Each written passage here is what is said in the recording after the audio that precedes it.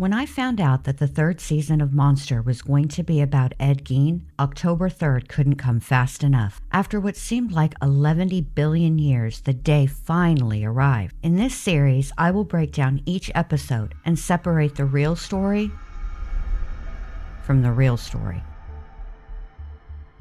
There will be spoilers, so if you're not ready, save this to your watch later list. Let's get into it.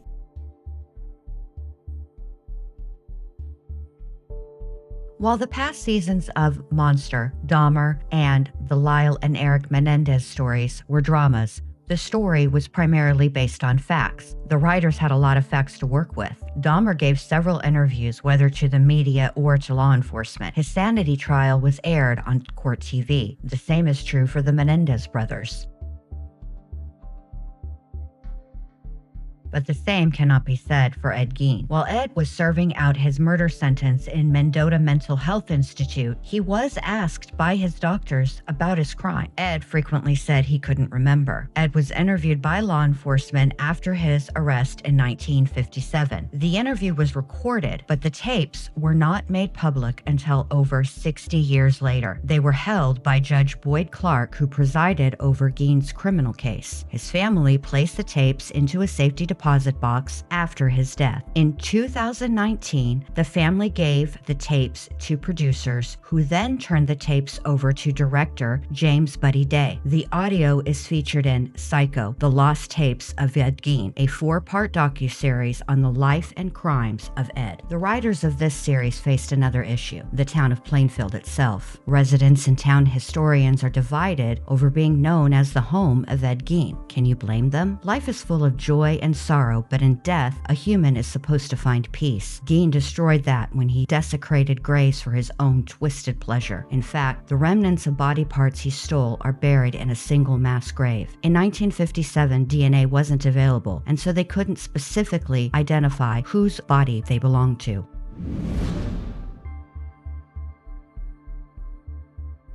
The episode begins with an adult Ed Gein doing chores on the family farm. While Ed did live in Plainfield, Wisconsin most of his life, he wasn't born there, and his family wasn't always farmers. Ed and Henry, his older brother and only sibling, were born in La Crosse, Wisconsin, about 100 miles southwest of Plainfield. Henry was born January 8, 1901, and Ed was born August 27, 1906, to George and Augusta Gein. George worked as a carpenter, tanner, firefighter, and owned a grocery store, while Augusta, like most women at that time, stayed home to take care of the home and children. But Augusta wasn't like most women in many ways. The Geins weren't like most families either. All families have some dysfunction, but the Geins were next level. George was an alcoholic who beat his sons regularly. Ed says that the beatings left his ears ringing. Augusta, who frequently lamented to her sons about their father, became the undisputed head of the Gein household. She ruled with an iron fist.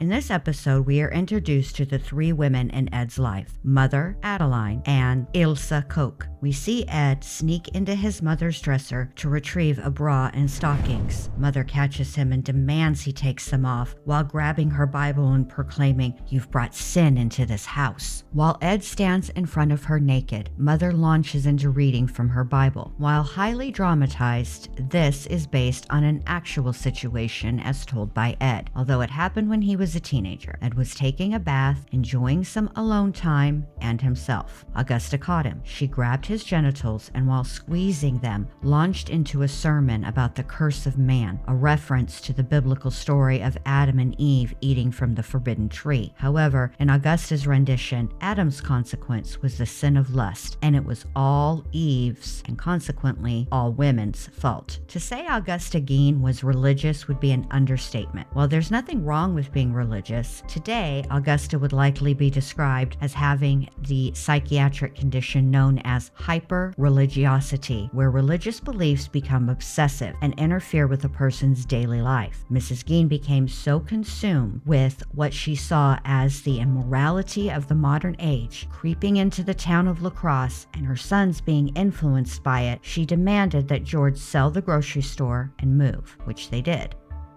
That's when the Geins moved to the farm just outside of the town of Plainfield. The exact date is not known, but it is somewhere between 1914 and 1915. The family moved into this home. The series does a really great job at showing the viewers how isolated the Gein farm was, but it wasn't isolated enough for Augusta. The only time Henry and Ed left the farm was to attend school. Academically, Ed did well in school, especially in reading. As Ed got older, his love of reading would take a dark turn. His teachers recalled that Ed was shy and socially awkward. He had odd mannerisms like bursting into laughter randomly, as if being told a joke only he could hear. While he got along with the other children, school was the only time he was allowed to play with them. Augusta forbid her sons to play with the other children outside of school. Instead, their time was spent on the farm doing chores. The only reprieve from chores came every afternoon when they sat on the porch to listen to Augusta read from the Bible. Her favorite scripture to read came from the Old Testament and the book of Revelation, and focused on murder, death, and divine retribution.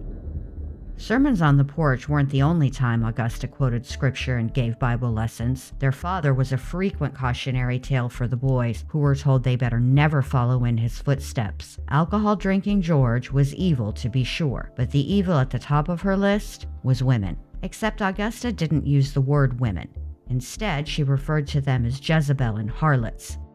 You see, Augusta believed that all women, except for her, were naturally promiscuous, temptresses who were agents of the devil used as tools to get men to commit the worst of the 7 deadly sins, the sin of lust. Lust, Augusta told her sons, was to be avoided at all costs, not just for their own souls, but for hers as well. For whatever sin they committed put mother in jeopardy of eternal hell too. The only way to avoid damnation was to avoid women completely. They could never marry, never have children, and certainly never befriend a woman.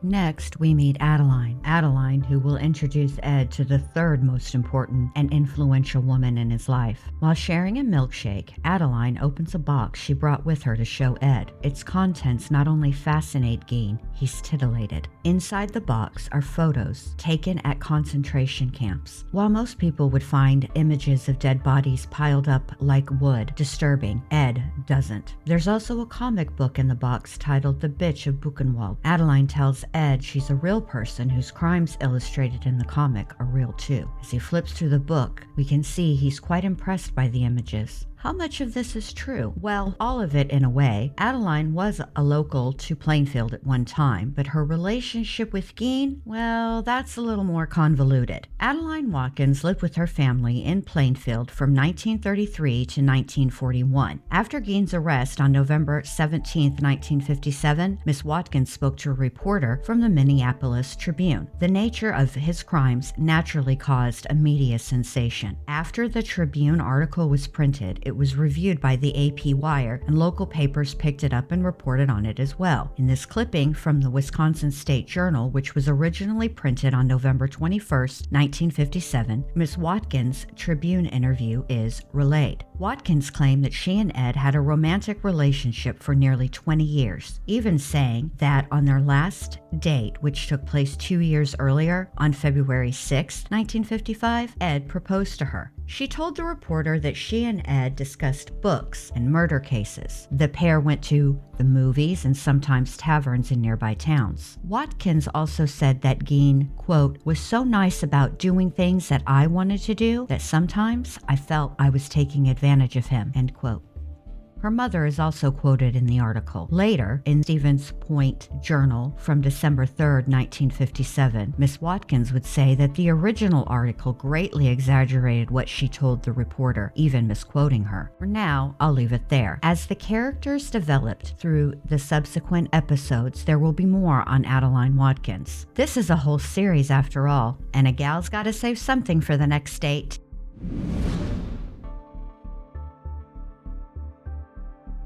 We are briefly, too briefly in my opinion, introduced to Ed Gein's older brother Henry. The brothers talk about Henry's girlfriend Jenny. Ed chastises Henry because Jenny is twice divorced. Henry confesses he feels trapped by Mother and can no longer tolerate her narrow-minded views or her endless railing about women being harlots. He tells Ed he plans to move in with Jenny and that Ed should leave too because Mother is not well. She's a sick woman. Ed picks up a piece of wood and hits him in the back of the head. When Ed returns to the barn a week later, he appears shocked that Henry's dead. After all, Henry got up and apologized for speaking poorly of Mother, telling Ed he would speak to her and make things right.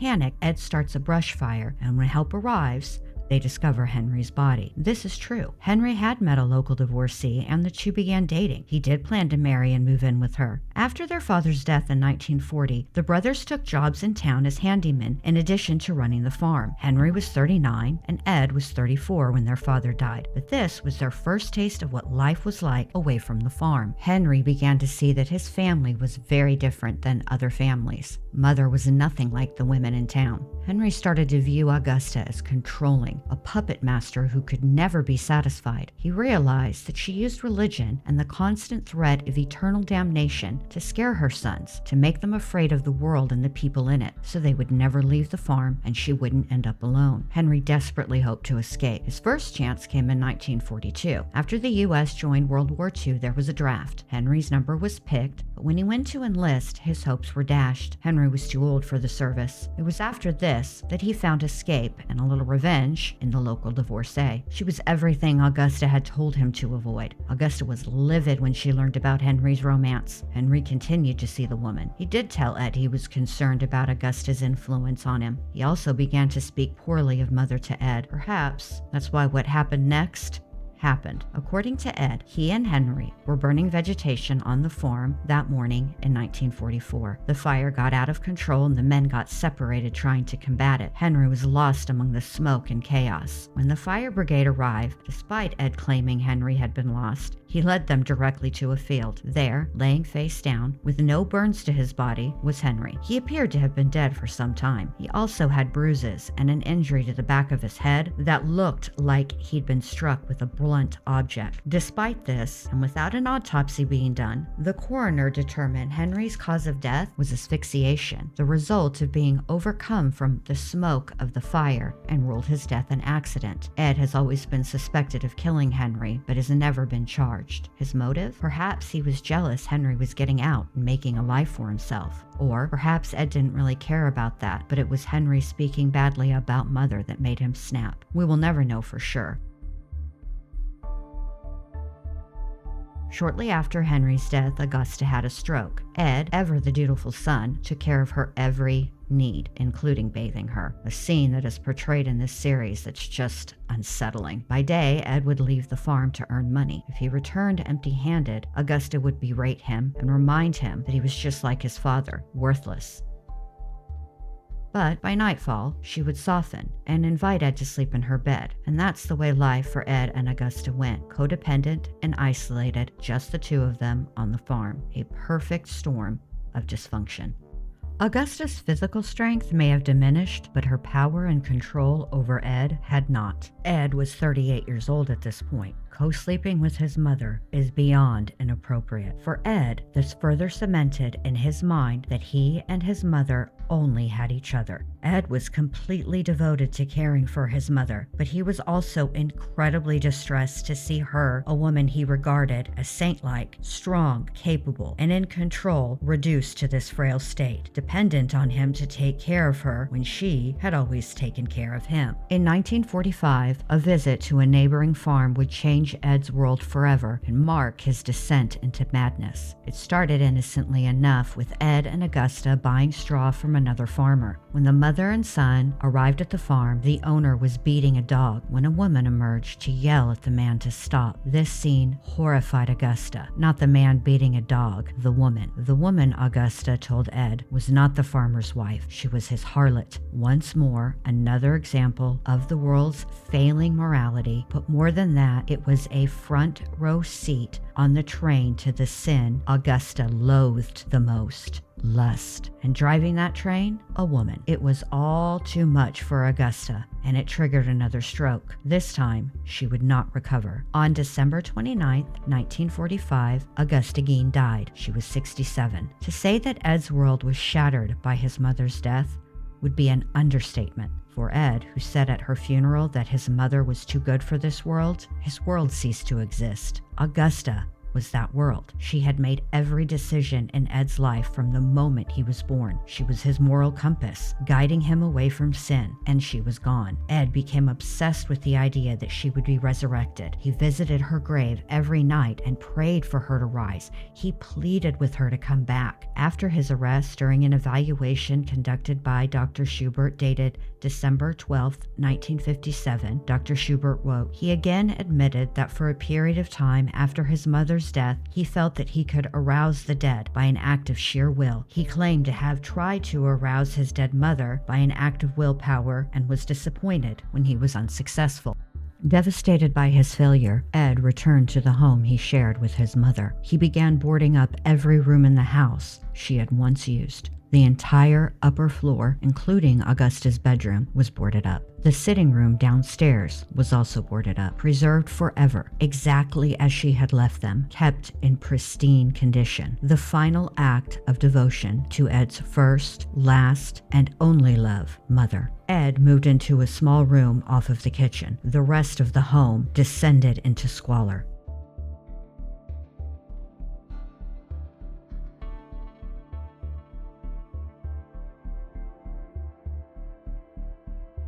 While the show portrays Ed's grave robbing at the cemetery as occurring immediately after Augusta's death, it actually began 2 years later. Thanks to a government farm subsidy, Gein no longer needed to work. Without Mother directing his every move, he had no sense of direction. He cut the world off completely. He filled his time by reading pulp magazines and newspaper articles filled with stories about the Nazis' atrocities committed at the concentration camps. During questioning, Ed admitted that he began visiting 3 local cemeteries at night in 1947. Well, how would you know when to go to the cemetery? Well, no, I have to thank you. Somebody died. What time of the year was this when you did that? Anything. Anytime. Who helped you when you got him out of the grave? Nobody. Did they cave in on you? Didn't, but they should have, I guess. How long ago did you start?